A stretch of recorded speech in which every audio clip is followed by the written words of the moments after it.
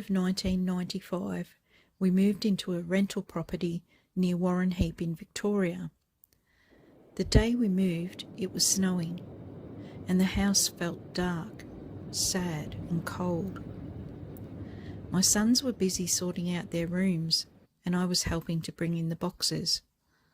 As we unloaded the truck, I felt like we were being watched. It made me feel very uneasy, so I made excuses to be indoors with the children. I also noted that although my 4 children were running around, it seemed like I had extra children. The house seemed to buzz wildly with their activity. It left me feeling very tired and drained. It was only a few short weeks until we were satisfied that we were home and everything was in its place. The children were attending both primary school and high school, and both were in good walking distance from where we lived. My youngest son at the time was 2. I was watching my son playing with his cars, and he was being rather noisy with his sound effects until something caught his attention in the hallway. I looked up, but I saw nothing. My son went on to play with his cars, but silently, and he seemed to be listening to something. I got up to go and check the house, just in case he did hear something that I couldn't. But there was nothing around. A few minutes later, my son went back to normal play, but then we both stopped what we were doing because we heard a shuffling in the hallway. I walked into the hallway and I stared down at the back door, which was locked. The hallway looked dark and gloomy, and yet it felt like there was people standing there. The senses were telling me not to walk any further, but I couldn't understand why, as there was nothing to be seen. I'm a very curious person by nature, so I wanted to know why I was feeling this way. And as I took a step further, my 2-year-old made me jump with an eruption of car crashing sound effects, and he threw a car out the doorway at me. This too was unusual, as this son never executed destructive play in the form of throwing things. I returned to the living room and I sat down, and my son, looking suddenly very nervous, rushed up, leaped into my arms and cuddled into me. It wasn't long before other odd things start to happen. I'm used to roaming around in dim light. Once I know my way round a house, I normally don't bother putting the lights on. I mostly did this out of habit, for not wanting to disturb the children. The odd thing was that as I walked up the passage outside of the bathroom door, there seemed to be some sort of an energy that tried to stop me from walking further. I've tried to explain this many times, but it seems to sound weird. One of the ways I explain it is there was a thick web of energy, and I was getting caught up in it for a second. Or try imagining a slow dissolvable jello wall that kind of envelops you and encases you before it lets you through the other side.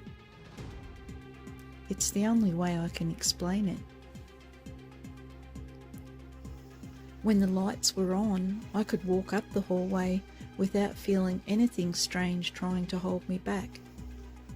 My husband claimed that he could feel it too. I started to make a habit of leaving the light on in the hall, just in case our children got up in the middle of the night. Some time after that, and we had become accustomed to the hallway energy, another odd thing began to happen. Every light in the house seemed to have a very short lifespan. The kids were always asking for new batteries for their toys too. Oh, and our phones were also draining very quickly. we became more aware of odd noises, and at times we could hear what sounded like someone prowling around our yard outside our window. But when my husband checked the yard, the gates and the shed, there was no evidence of anyone ever being there. On a few occasions I distinctly heard the sound of the back door opening, yet no one was there, and the door was always locked. One night, as we all sat in the living room watching TV, a mysterious ball of light came speeding through the hallway entrance into the living room. It passed the main window, and just as quickly as it came in, it disappeared through the opposite wall. I thought at first that it was a reflection of some sort. It wasn't very big, but it was very bright. It happened again the following night. 2 of my kids were down on the floor, and they watched it make its way through, but then they just looked at each other and then went back to watching TV. Every night for weeks, this little orb of light would come into the living room, but it was now taking its time, like it was happy to be seen. I say that like it had intelligence, and I quite honestly believe it did, because whenever there was movement from one of us, it would just take off like a rocket and disappear through the wall. It wasn't just me, my husband, and the children who saw the ghost light. I had a neighbour who used to come over for coffee, and one night she outstayed her welcome. Our little ghost light made its usual appearance, and she was absolutely astonished. The night after, she brought her husband to see it as well. He was pretty casual about the whole thing, but my friend was so nervous and so scared and so excited all at the same time. She never came over much after that. As I said, odd little things were happening all the time, but we grew accustomed to it all, and that was that. It was in the midwinter of 1997 that I was having a lot of back pain, and the house was so bitterly cold. I decided I needed to sleep on the floor in the living room just for one night, in hopes that my back would fix itself. I had the heater on and I tried to go to sleep. During the early hours of the morning, I thought I heard a noise, and then I felt a presence in the room.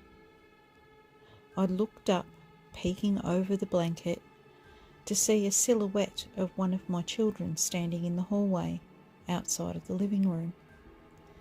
I asked, "Who's out of bed?" But there was no reply. I told them, "Go back to bed." Defiantly, they just stood there. I sat up properly, and as I suggested that they go do what they had to do and get back to bed quickly, I had a chance to see which child it was. As the child stood there, they shifted their weight from foot to foot, while I growled that if they didn't go back to bed, I would smack. It was then that I realised this child was not my own. This child was wearing an old, thick, but wholly brown jumper. He had a bib and brace on that were holding up pants that seemed to be too short.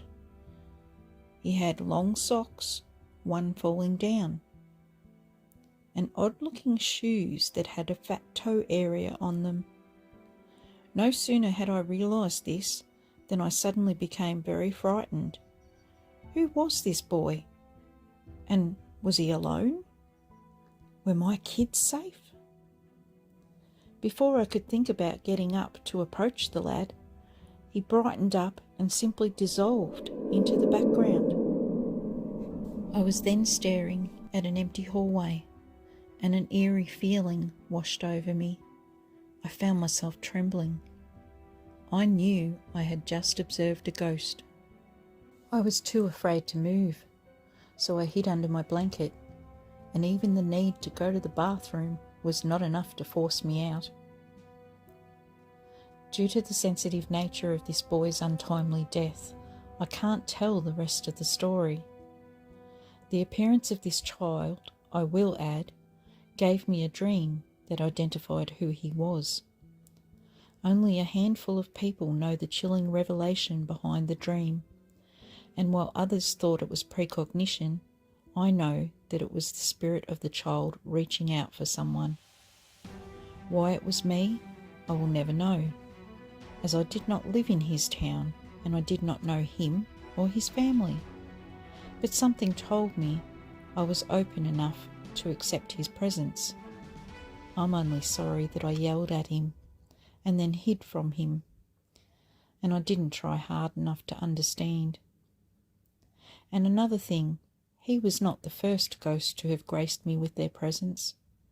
I think that I accepted the other more because they were relatives.